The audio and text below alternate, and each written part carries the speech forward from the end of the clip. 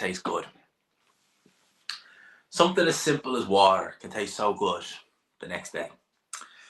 Let's get a few people in the building and see how this sounds. Make sure the sound is okay. Good the next day. Yes, sounds absolutely perfect. Yeah, I'm not gonna do this one long. We're looking at about 40 or so minutes. Thereabouts. I think that camera stand is like a little bit off, but it'll do. We got a few people in the building. It's the aftermath of Fury versus Usyk. And I will probably in the next 10 minutes have a guest on as well. I'm going to bring someone on, have a guest. I will dissect this. We will talk. 7-5 to Usyk, real close. And I watched it live last night. Now, I think moving forward with live watch-alongs, when the actual action is starting on screen, what I might start doing in future, not to be bad, but I might actually move the chat. So I'll keep the chat going, but obviously I can go between different tabs on StreamYard.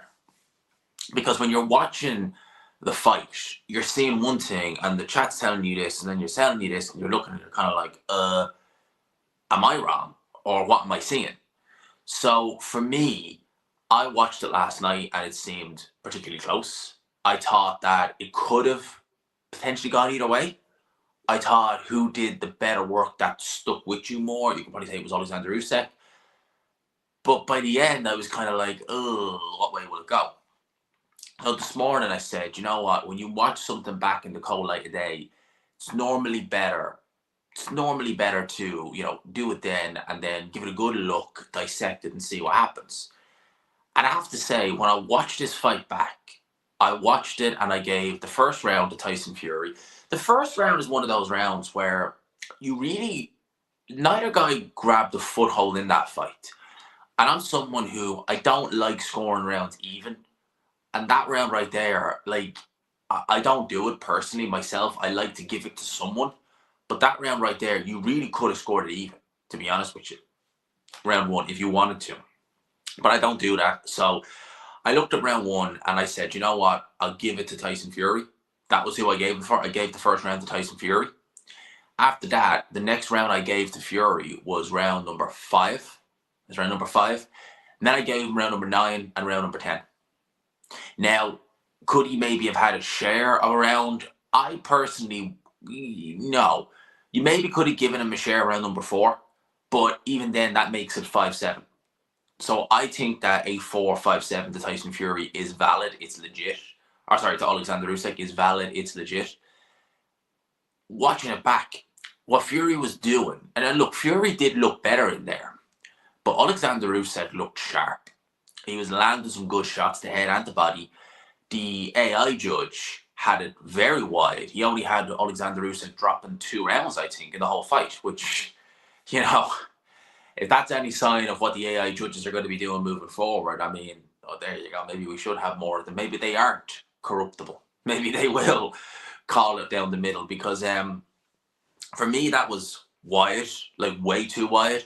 I think he had it something like 10 rounds to 2 with an even round in there. So what was it, 10 or something? It was crazy anyway.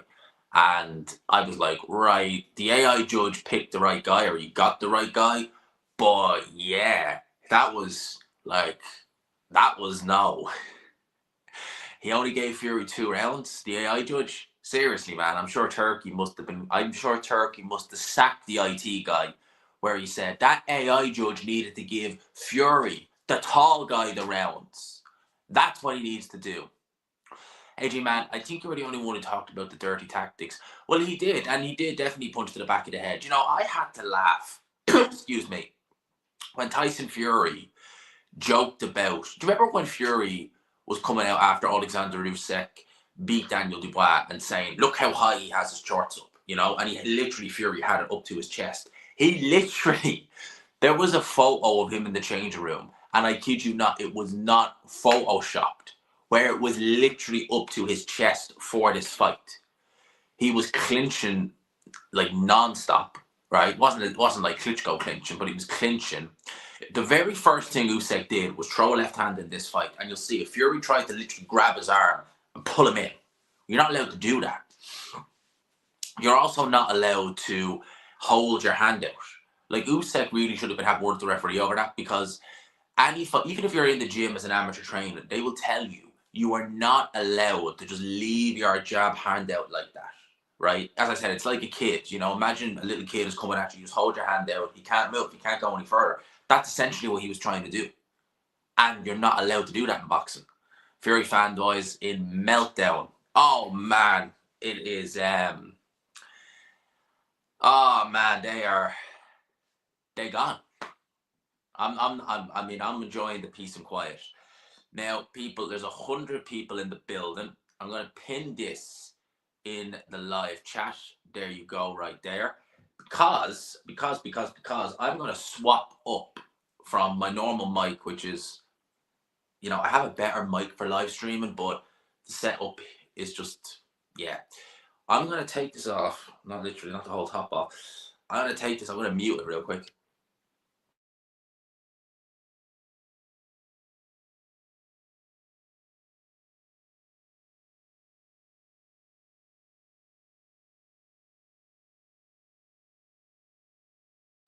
And I'll tell you why. I'm going to bring in a guest, a good mate of mine, some who you may know. I've had him on here before.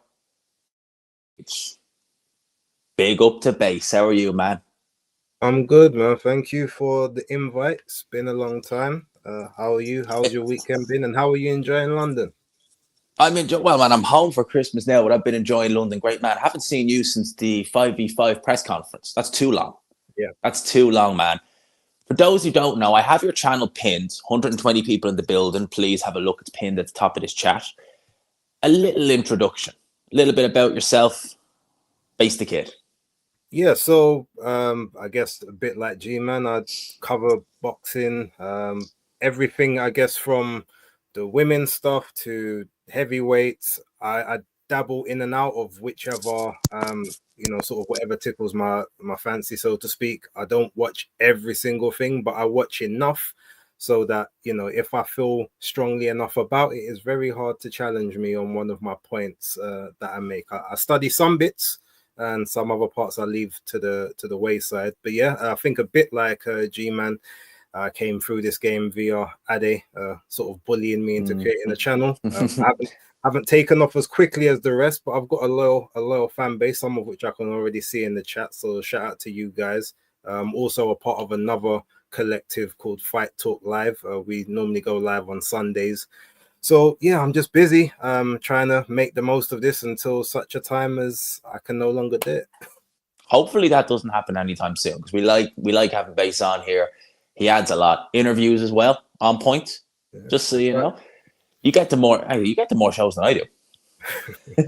Well, that's you get better. You get better access than I do as well. No. Maybe. You'll have a lot more than me as soon as you come back, because your channel's big enough that you'll get invited. The Zone will want you on.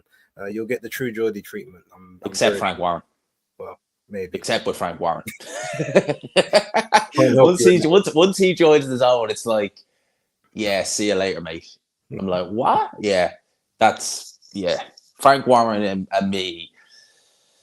Yeah, I'm probably sure he probably doesn't care, but I guarantee you, Frank is the type of guy where he would watch those videos, everything that's said, and if I can find out where his flipping address is, he's getting the letter.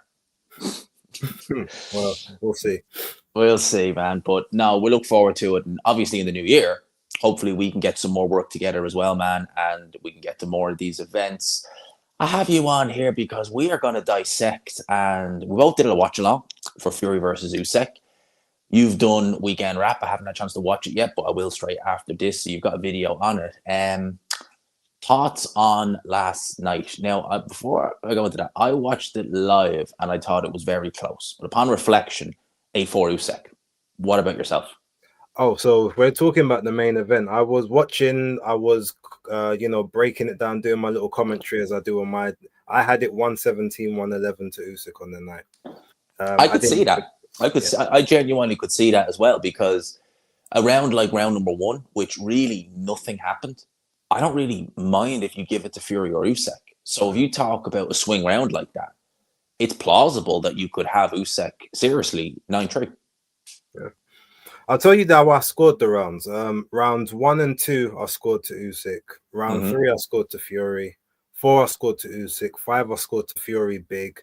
Big Then round. 6, 7, 8, 9, 10, and 11. I scored all of those to Usyk. And then I gave Fury the 12th because I was unsure if maybe I could have given him more consideration in possibly the 10th. So I said, okay, I knew the 9th one was close. I scored it. So I said, okay, well, this one's close as well. I feel Fury's putting up a bigger effort. So because of that, I gave it towards him. But it was one of those, I haven't watched it back yet. I may change a round or two here or there, but ultimately it was quite comprehensively Oleksandr Usyk for me. The general consensus is that this was, look, like last fight, that it was a clear Oleksandr Usyk win. I think a lot of people are kind of jumping on the Frank Warren bandwagon in a sense of, oh, the A4 is disgraceful, this, that, and the other. But, like, realistically, it's not really. A big up to Adam. Shout out coming for you later, man. I promised you that on the watch along earlier. Evening, lads. I know Usyk is the rightful man on this occasion. Just want to get Base's thoughts on the Alan Fisher fight. We'll talk about that. We will get there, man.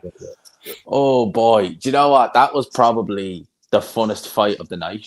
And Eddie Hearn needs to do a rematch on that one. We'll talk about that now in a wee bit. But I think a lot of people are jumping on the kind of Frank Warren saying, oh, it's disgraceful and this, that, and the other. And I've already seen Simon Jordan not kind of say he felt Usyk won or Fury won or anything like that, but kind of he made a tweet where he basically said, I can't remember exactly what he said, but he goes, I don't know about that. And you kind of know what he's hinting at. So, I worry that they're not going to give Usyk credit and try and spin another. Now, Fury's already spinning that, saying, oh, they've robbed me twice. They haven't really, though, have they? Not at all. I mean, look, I can understand people who obviously love and appreciate Tyson Fury and him, quote unquote, being like, I guess, the last vestige of, the British dominance at the heavyweight division and whatnot. Yeah, you're going to try and give him every single consideration that you can. But ultimately, when you just look at it round by round, you look at who's doing the most work, who's imposing their will, who's actually controlling center of the ring for the most part. Who's actually even dominant in the clinches when the clinches are happening? Who's landing the more punches? Everything tells towards Usyk. And I think the reason why a lot of people think Fury did better than he normally does, or that he maybe is dominant, is purely because there's not a lot of stuff that's going through clean upstairs. But they're not recognizing all the body shots, the power punches to the body, not just the jabs, but even those jabs and those power punches are pushing Fury back. He's having to take a backward step. It's not like when Jared Anderson was facing Martin Bakole and he's punching Bakole to the body and Bakole's still standing there. Fury's having to move. And because he's having that, but they're not registering that. They're just saying, oh, there's not a lot of head punches landed. They're seeing Fury throw a lot of shots to the head. And some are obviously hitting gloves and maybe knocking Usyk back, but they're not scoring shots. No. This is just what they're seeing. And you get a horribly biased commentary, which luckily I haven't heard any of them, but I've heard that all three was horrible. Sky, TNT, and DAZN. And you just get that. You get that feeling that, oh, Fury is just taking this over until towards the back end of the fight where it's clear that Usyk is maybe dominating now. But by that time, the fans have already got in their mind, oh, like Fury was dominating. That's kind of my perception of how things are playing out. But realistically, it's just you've got the guy who he's got the quicker feet, he's got the quicker hands, he's got the better boxing IQ, and ultimately everything that Fury was supposed to do in order to try and win that fight, he wasn't able to do because Usyk didn't allow him. No, and Usyk pretty much picked up from where he left off after the first fight. If you think about it, and what he did is, if you think of the uppercut that was so successful for Tyson Fury, it was non-existent in this fight. I think he maybe he tried to throw it a few times, but Usyk had that punch scouted. He literally, from the get-go, he wasn't landing, he was landing plenty on Tyson Fury with the left hand to the head and the body. He didn't hurt him in the same way as he did in the first fight, which I think a lot of people are kind of, oh, he didn't hurt him. He stunned him enough times to register. Fury definitely wasn't going to leave his chin out. But the body shots, Usyk done that against Joshua in both fights. He done it against Fury first time. And he literally just body shot after body shot after body shot. That's why when you see the CompuBox numbers, and we know they're not always, they're not a religious guy, but they're so wide in Usyk's favor because he was literally stabbing him to the body every chance he got. And mind you, Fury's trunks, how he was allowed to fight. Honestly, man, like I seen DAZN, I think it was DAZN, had like a backstage clip of Tyson Fury as he's getting gloved up. And you're literally looking and thinking, is that photoshopped? How high they were. So God only knows if they were normal size. I mean, God only knows those body shots would have had way more impact. I mean, did you see at the start of the fight, the referee actually pulled his trunks down? He said, no, they're too low. And I don't know how far, obviously, it wasn't like necessarily like down proper low, but he pulled them down. He's like, you can't have them up that high. So, and this is the guy who complained that Usyk always has his trunks up too high. Yeah. That's why it's just, you can't make it up. In terms of what happens next from here, listen, I've said my piece on this. I think Oleksandr Usyk should retire. And I thought Daniel Dubois, I felt bad for Ade being in that situation because you're seeing a 6'4", 6'5", 250-pound man. You're going to say, please don't interrupt. And if he grabs you, he grabs the mic, you kind of lost that round, to be fair. But I thought that was really, that was really bad taste by Dubois to do that. I mean, I missed the first part of it, so I was obviously doing my reading the comments, trying to get through the comments I had missed. I didn't even hear what Usyk was saying in his interview. Then I just sort of turned and I saw Daniel Dubois there, and then I heard, like, let's get the rematch. Like, I want my revenge for the robbery. I was like, first thing I'm thinking is, what robbery? And then I'm thinking, but the thing is, initially in the moment, I understood, okay, you're there, you want to basically call him out and set up another big fight. So I understood that part. But because I didn't see what Usyk was saying beforehand, obviously him talking about being away from his children and his wife and that, and, probably getting emotional about that. Then you see Daniel. If I saw the whole thing, I would have been like, yeah, that's in very bad taste. Daniel, I would think you would have a bit better timing and sort of nous than that. But that being said, I don't even blame Daniel. I know he probably wanted to confront him, but I'm sure that someone told him to go and do that, and he just went and did it without really thinking of the moment. That's sort of my thought. But thinking. Well, that's what I'm saying. He did. I don't think that's one of his best attributes in the ring, that he doesn't really think. He just goes on instinct. But I think in that moment, the thing what resonated with me more than that was when Usyk looked at him and said, "You want the rematch? Okay, Turkey, His Excellency, where are you? Please, I beg you, make the rematch." And when he said that, I said, Daniel's in trouble, because now he's angered him. Like, he's begging for the rematch. He's never said that before. Before, it's always been, we have rematch, okay, let's go. Now it's just like, oh no, Turkey, please. But then you say that, forgetting that Daniel's got a fight in February. So it's not even a foregone conclusion he's going to win. Exactly. Is that not a bit distasteful towards Joseph Parker? The fact that he's already planning, like, oh, my rematch is like, mate, Joseph Parker is not a cream puff by no stretch. The one thing I will say though, and I think this has been by design, and obviously I've been a big supporter, and I've been a fan of Parker from when he was like 23, 24. I know there's a bit in the middle where I haven't liked what he did, and obviously he lost his way a little bit, but he's come back. But the one thing what would make me feel like Dubois has a lot of an advantage here is the fact that they've basically kept Parker out of the ring for almost, it would have been almost a year by the time the fight happens. He ain't fought since March, and as we saw last year and sort of a bit the year before, after the Joyce fight, the activity was what got him into that perfect shape. So now being out of the ring for that long, bulking up to like 270, 280 to try and combat what Zhang would bring in terms of size, now saying he's going to strip all of that down, that's one of the things that I have an issue with, and I don't know if that's going to be best for him in his preparation. But in terms of a style, and in terms of being able to, get basically get it to a point where he can nullify some of what like Dubois wants to do, he's got a very good chance. But it's the other stuff that I'm not sure on. You touched on something there, actually. I forgot about it. It was March the 8th was when he last fought. So you're talking 50 weeks, so basically a year.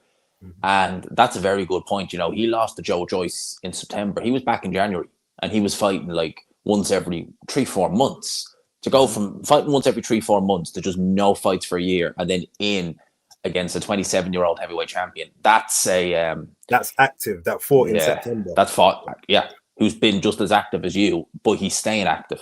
So that's a bit of a worry. That's something I only thought about there when you said it. That is a worry for him in terms of if, let's say, hypothetically, Dubois does get by Parker.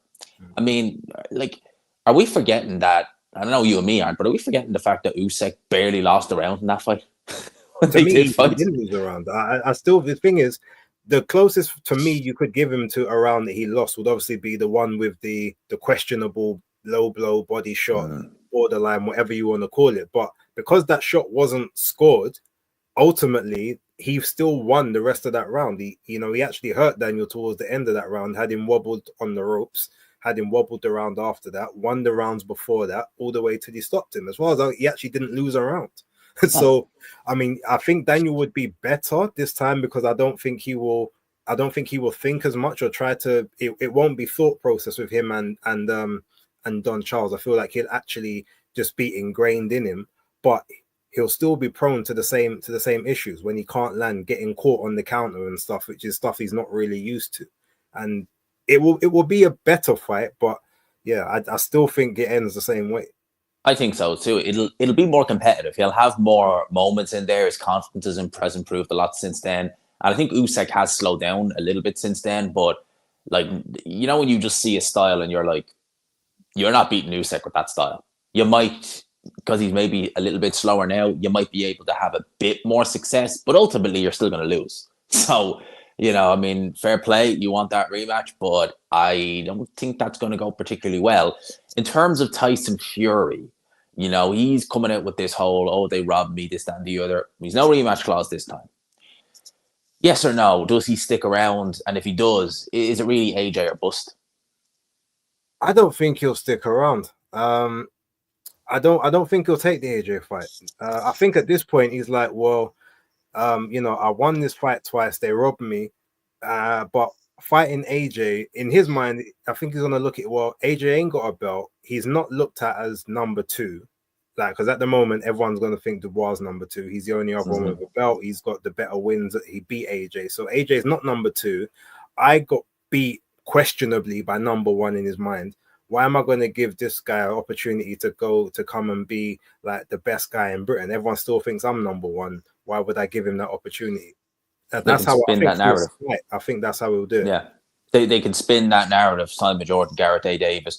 Oh well, you know, he retired after too long, but he really won those fights. You know, whereas if he fights Anthony Joshua, look, I would make Fury favourite against Joshua, but let's say he fights him and he gets stopped.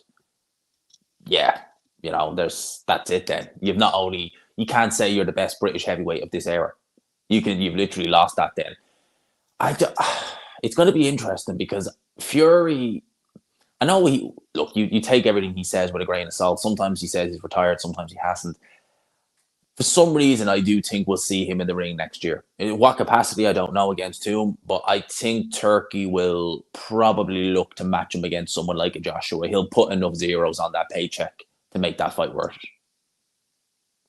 Yeah, possibly. I could see it happening.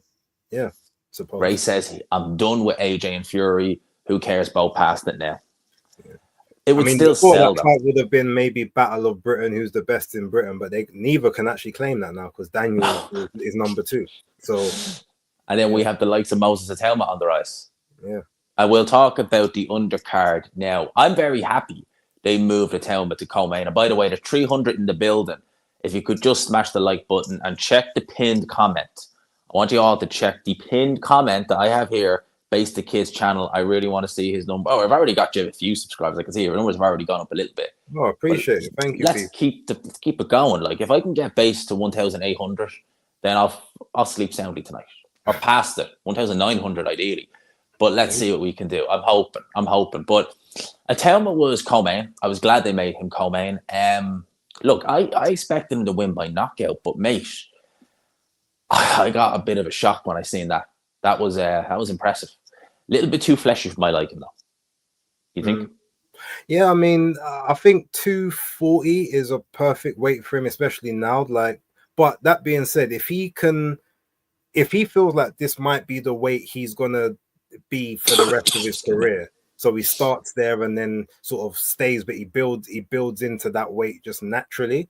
Then it could be interesting because obviously, you know, normally you'll be smaller and then you kind of just get bigger as you get older. But if he's almost like, okay, I'm here, let me work on this because I know this is kind of where I'm gonna be.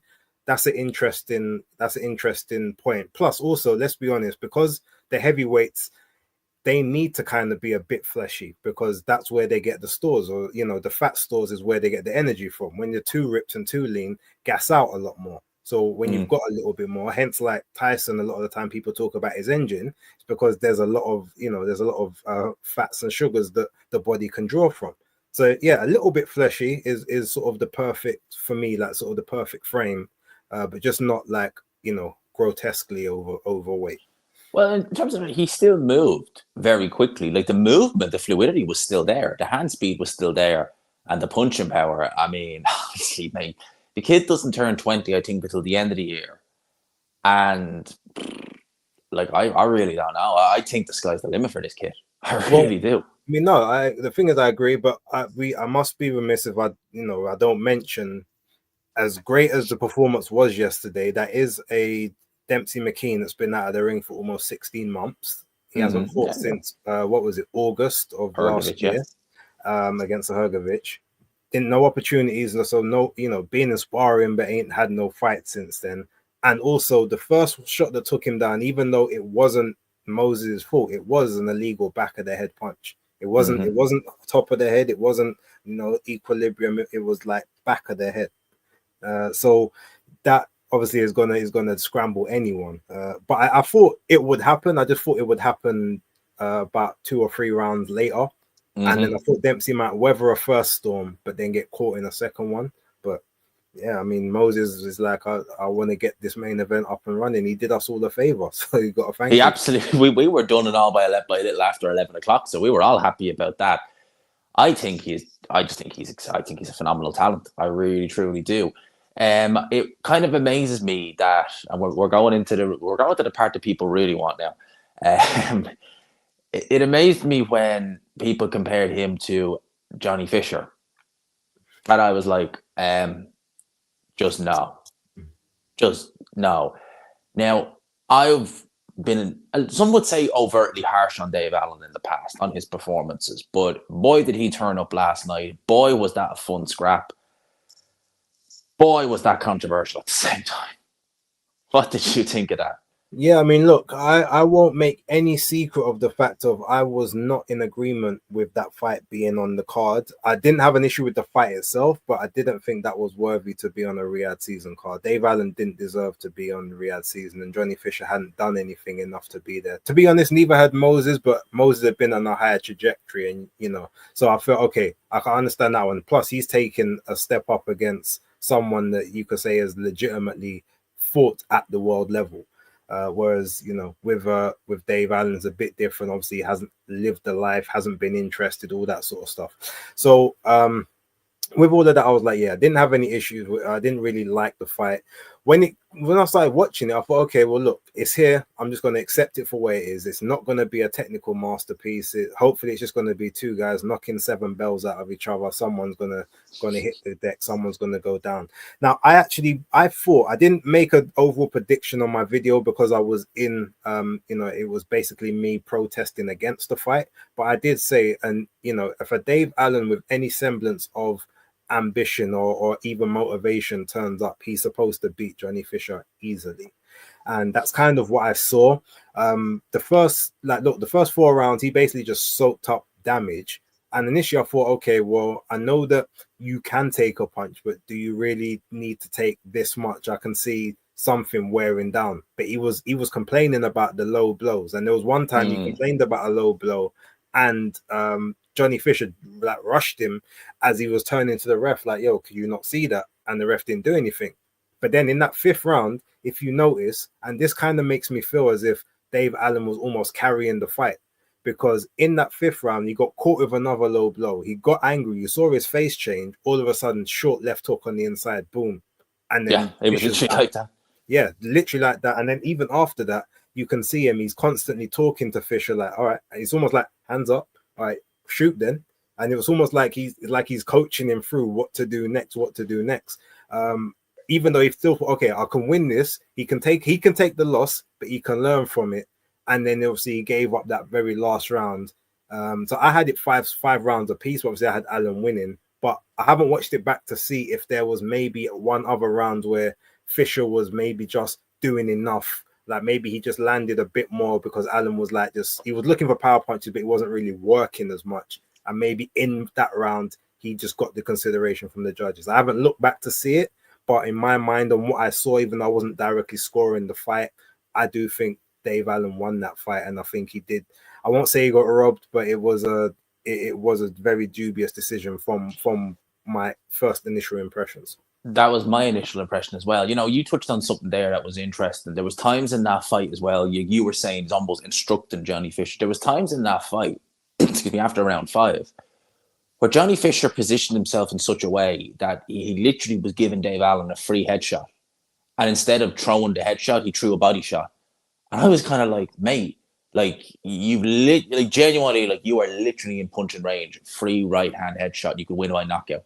And it just seemed to me like he was just neglecting. I don't want to say neglect. It was just like almost like he was just like, I want to win, but I don't want to knock him out. Yeah. So I have a free they're mates, so yeah. I can imagine if that's okay. I'd rather knock him out of a body shot than a headshot. I can imagine that happening.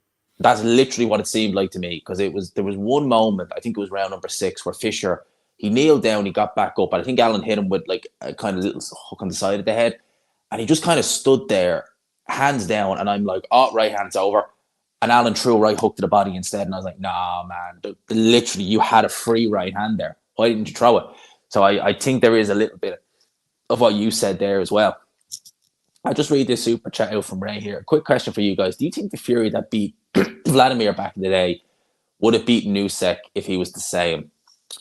So beat this Usyk now, or the Usyk from back then with the extra speed as well? Yeah, because you've got to talk about best for best. I think if they fight 10 times, like the both of them at their best, which we'll say is the Klitschko version of Fury, and maybe the Joshua version of Usyk, the first fight. I mean, Fury would win some of them, but Usyk would win some as well. I think the issue is, I think Fury actually, the showboating, quote unquote, gives a bigger aura of him actually like doing better than he's really doing a lot of the time. Because in this fight, there's no showboating. All of a sudden, every round was a clear victory. Whereas in the last one, all the showboating had people thinking, oh, he's coasting. Exactly. Now, even though he was, he was quicker than Vladimir for the most part. I remember towards the end of that fight, Klitschko got his range and it started to become a lot more competitive. Usyk is a master at getting range from early. And that's still a fight where Fury doesn't have the speed advantage. He would have been younger and fitter, so there's that, but he doesn't have the speed advantage. The IQ and the boxing is still probably going to be similar levels by both guys. So I still feel like all of the things that he struggles with, especially those shorter guys, 6'2", 6'3", with quick movement, quick feet, and smarts, is still always going to be a nightmare for him. So I think it would have been another Cunningham, just without him being able to employ what he employs afterwards, which is all of the leaning, the holding. Because Usyk is a master at body manipulation and control. He's able to, there was no time in that fight where Fury grabbed Usyk and leant on him. You thought like, oh, Usyk's about to wilt here, because he was posting the shoulder up in his chest. He was controlling the lean on the bicep. He was anchoring his feet in a certain manner that Fury couldn't get over him, keeping his elbow tucked in. He just knows how to control. That he's done years of like Sambo, Greco-Roman wrestling. His kids do judo. He probably does all of that stuff. He knows how to maneuver a bigger guy. He's been doing it his entire life. So every time Fury, that's one of his biggest assets: hit, grab, hold, wear them down, and just wear. So once he can't do that, and he's got to just rely on his boxing skills alone, he starts to come apart at the seams, and that's what we saw.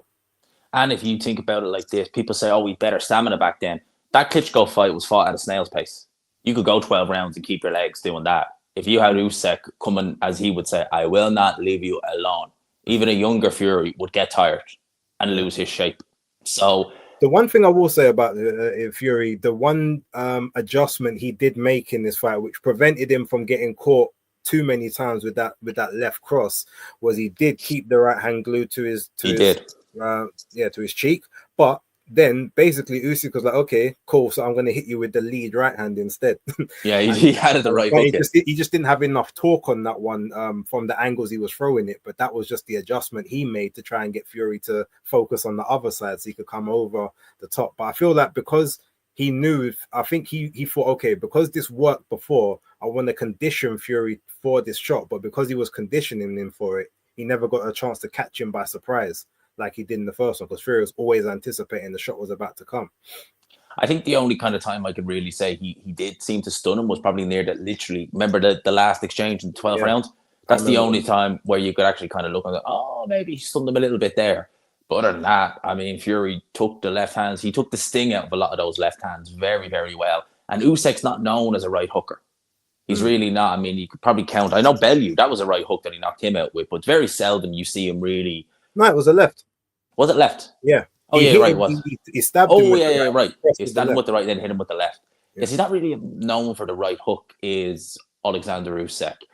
In terms of the rest of the card, I mean, we obviously saw low IQ. Tyson's buddy, he lost to Lee McGregor. Lee McGregor couldn't miss low IQ. That's someone who can't afford to lose any more brain cells as well.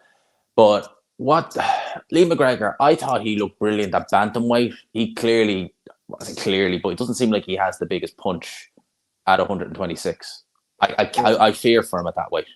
I mean, I don't know if he's going to be there consistently. I don't know what weight he wants to truly campaign at, because if you look at most of his weights, he's camp 137, 138, 122, 128, 129. I don't know what weight he wants to be, but if he's going to be a featherweight, he's going to have to sharpen up on the actual boxing skills, because if he's not even knocking Isaac Lowe down after some of those clean left hooks he caught him with, then he's going to be in problems for some of the bigger guys like a Nick Ball or a Ray Vargas, or even a Robesi Ramirez and those kind of guys. So yeah, he's going to have to sharpen up. And you got to bear in mind, low IQ has been dropped by lesser punchers, and he was still all over Lee McGregor. So if you're not putting a dent in low IQ, and you're giving him chance to get back in. Now the mouthpiece thing was a bit strange. I mean, yeah, they put in two different mouthpieces, and they both. The thing is, I was saying that to me, I would, after you've taken away 2 points and it falls out again and again, I would have just disqualified, because ultimately it's an illegal thing. But I understand why the referee didn't. Although I don't know if even though I liked it from my own warped sense of justice point of view, I don't think it was the correct thing to let him fight the last 2 minutes of the last round with no mouthpiece in. He just left it on the floor. And it was overt. It was overt. It was a proper. You were like, mate, seriously. I think at that point you either disqualify him or you take another, but you put it back in, because that's very dangerous to have him fighting with no mouth guard. Man, how many right hands did he take? A right hand lands in the wrong place, boom, your teeth, there you go. Not just the teeth. Remember, the whole mouth guard is there so that it doesn't shoot up into your cavities and that. That's what the whole point of the mouthpiece is. So yeah, I agree with you on that. I didn't like the referee doing that. In terms of the card itself, I mean, I don't know about you, but on paper, and obviously Boacek versus Ishmael Davis, Boacek, he's a problem. Big up to Ishmael Davis, credit to him. He had a great first round, but goddamn, it came by pretty quick in the second round when he got hit with those shots, man. Boacek, he is going to be a problem for these guys at 154 pounds. Yeah, I mean, look, Boacek, I don't think he got out of first gear. I was hoping that Ishmael would. I never expected him to win, but I thought obviously he'd show a good account of himself. He did okay in the first round, but as soon as that left hook came in, it was a problem from there.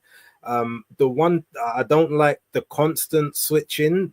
I think you're supposed to switch when it's advantageous. He was kind of just doing it out of, it's almost instinct, but that's something he's got to train himself out of, because there was moments he was having success switching, getting caught in the switch, and then trying to switch back, and then losing the momentum and having to start again.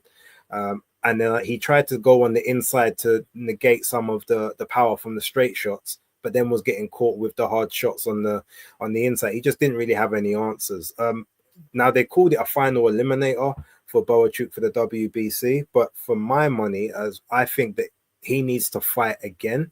I don't think you can have that fight against someone that's never faced like a top 20, even top 25 opponent in their rankings that I remember anyway. And that is your task to get in the world title next. I think you should have to earn it against someone that's at least in the top 10, top 15. So I think he should have another one. Although I understand it wasn't his fault. Like he was supposed to face Madrimov. But I think that isn't the fight you have to earn yourself a world title shot next as the mandatory. No, it's not, to be fair. And the WBC at 154 pounds. I mean, we've been hearing Spence versus Fundora, I believe, is still champion with the WBC, if I'm not mistaken. So he could have to wait a while before he gets that crack. Yeah, so he's probably perfectly like 2026, because I don't think the Fundora and Spence fight is going to happen till May or June. Errol Spence. So we're saying Fundora shouldn't get a final eliminator. Errol Spence hasn't fought in nearly 2 years. My guy's getting a world title shot, and he's number one in the rankings as well. He really earned that. That's the worst thing, and he's not in any other rankings, but the WBC is number one. It's to the point where the WBO have already said, well, if you can have the Spence fight, but we're not sanctioning it, it won't be for our belt.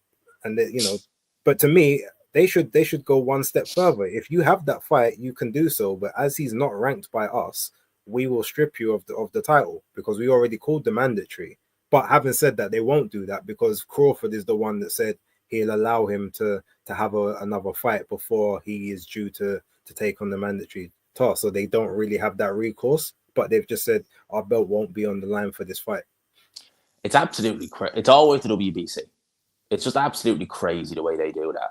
They won't call a mandatory for 2 years, but then they'll rank a guy who got absolutely battered from pillar to post, hasn't fought in 2 years, but there you go, have a world title shot on us. There you go. It's just, and I don't even want to know what Errol Spence will look like. I'm worried for him. I like Errol Spence. I loved him as a fighter, but mate, he that's not going to be fun.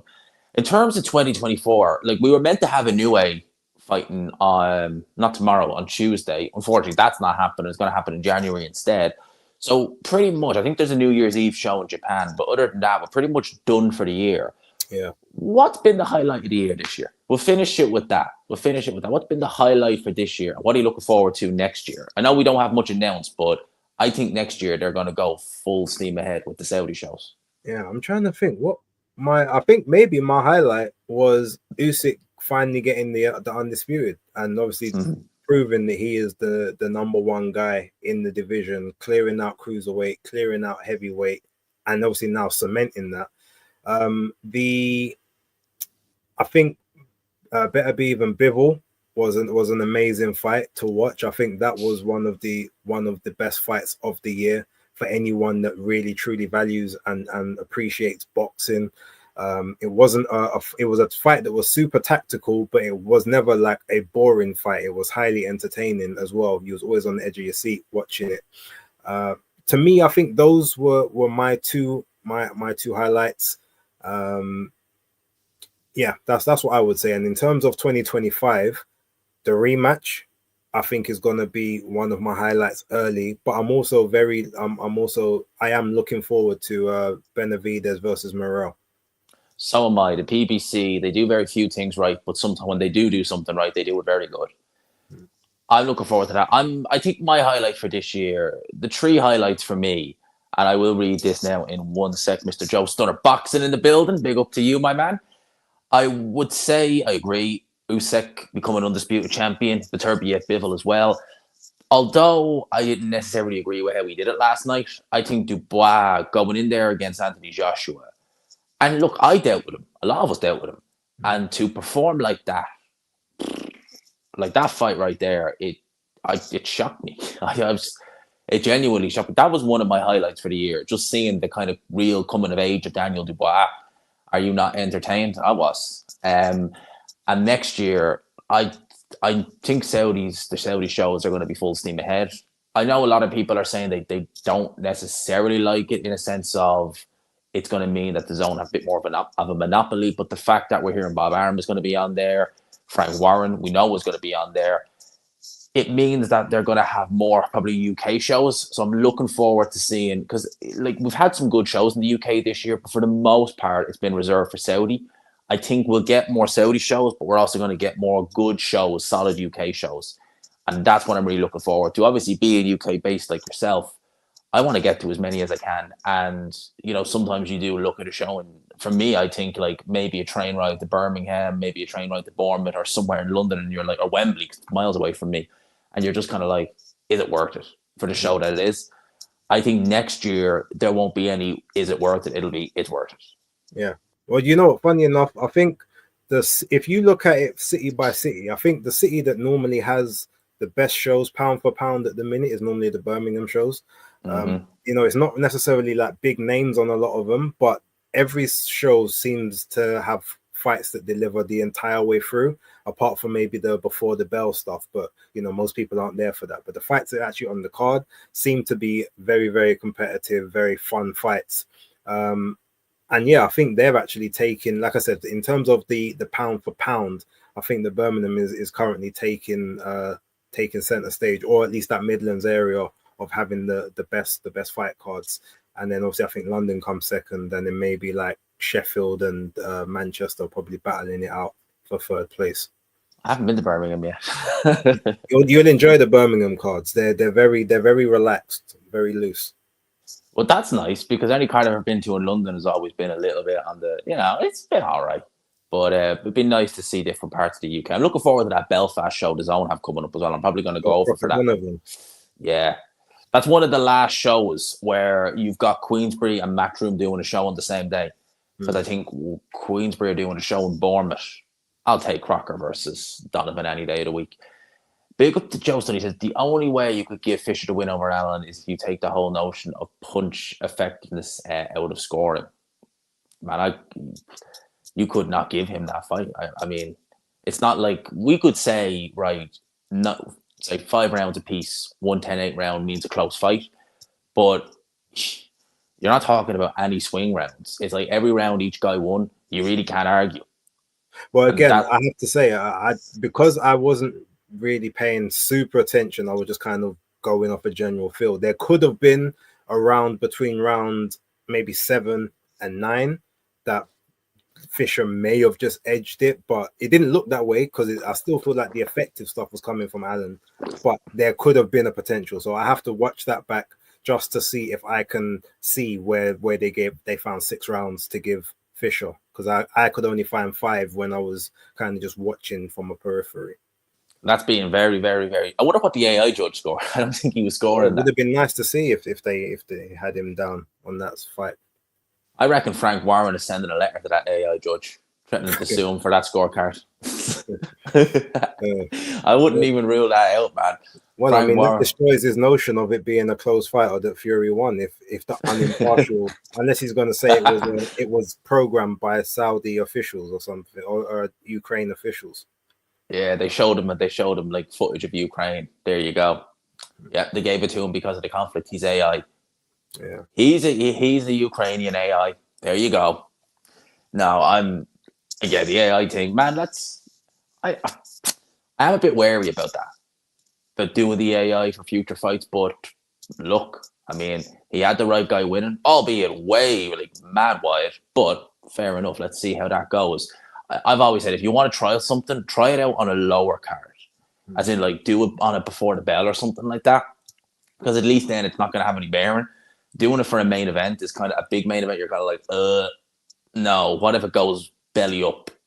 It's the main event, Well, yeah, but I mean, that being said, remember it didn't have any bearing on the actual fight. No one knew what the score was until after the announcement was read out. So it's not like, now they're looking to this. This was just after the fact. It almost just confirmed what was there. If it did balls things up beforehand or even afterwards, it would have still been after the event had taken place. So yeah, it's an interesting experiment. Obviously, I guess you do it in the most high profile to maybe see if you get accurate, but as long as it didn't have any bearing, I don't particularly have an issue with it. But any of these other things they want to try and test out moving forward needs to be done lower level first before they implement them properly onto bigger fights. I absolutely agree. We've got a few minutes left because I want to keep it just under the hour. terms of 2025 domestic level stuff in the UK, we're going to have a good year, aren't we? I think in the UK next year. Hoping so. I mean, now that a lot of the promoters are sort of talking and not getting on, but being cordial and working together, we'll at least we're gonna see more competitive fights, or 55-45, maybe 60-40s, rather than 80-20s or 90-10s. So that's a plus. There will be, I'm sure, Boxer will try and get in the mix a bit more to let some of their fighters get on the cards. They're going to have to, to sort of get away from some of the, some of the criticisms that they've had previously. Yeah, I'm expecting domestically to have, some nice dust-ups.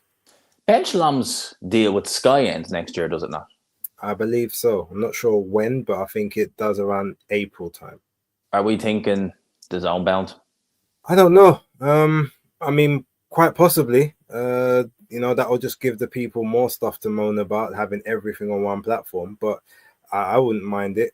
But the only problem I guess you get with that is, okay, well, if you've got every single one on one platform, like who gets what weekends? So maybe someone's going to have to go to a midweek promoter, or like a Sunday promoter, rather than the Saturday or more Fridays.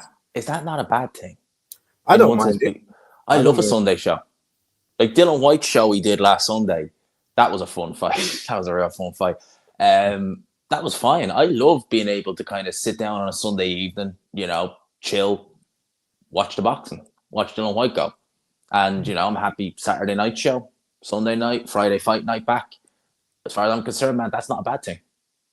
Yeah. I'm looking for... Finish it up there. Dylan White next year. I'm hoping he gets a couple of fights that he wants. It probably will. If Chisora comes through the volume fight, I'm pretty sure he will get the 50th. I know Chisora said he still wants the Wilder fight. I wouldn't mind if he got that. I'd like Dillian to get the Chisora fight. I'd like him to get the Wilder fight. Like, let's see what would have happened back in the day between those two. Obviously, both are not what they were.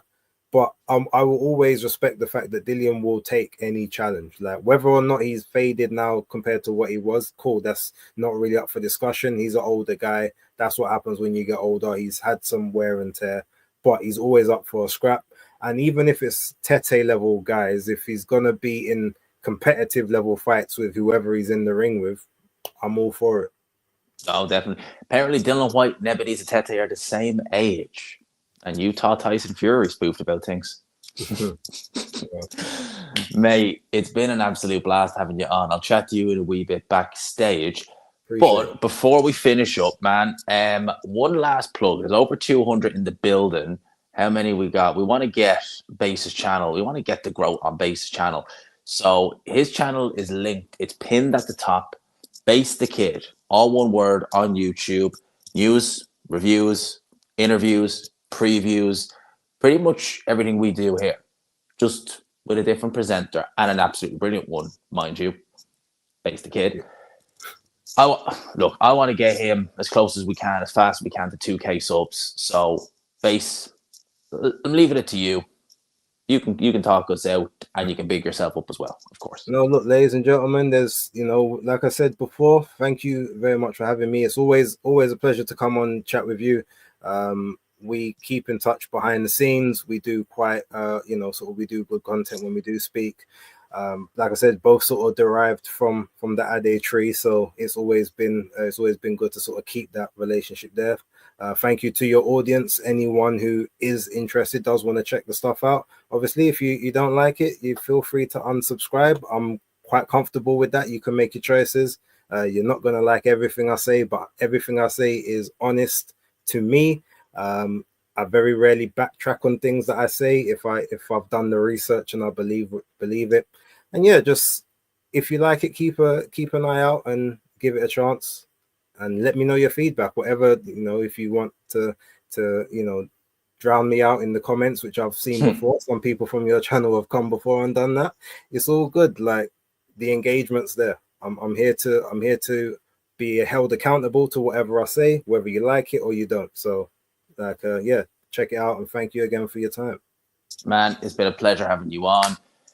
Thank you to all you guys. This might be the last one we do, certainly before Christmas. So if it is, big up and people, I'll leave it there. Oh, we've got plenty. And his channel is, just by the way, to James, it's Base the Kid. So BASEDAKID. BAKID. Yeah, Base the Base Kid, the the Kid. hardcore casual. All one word. Let's get him up to 2K. People appreciate it. Base, as always, we'll have a quick chat. And people, peace.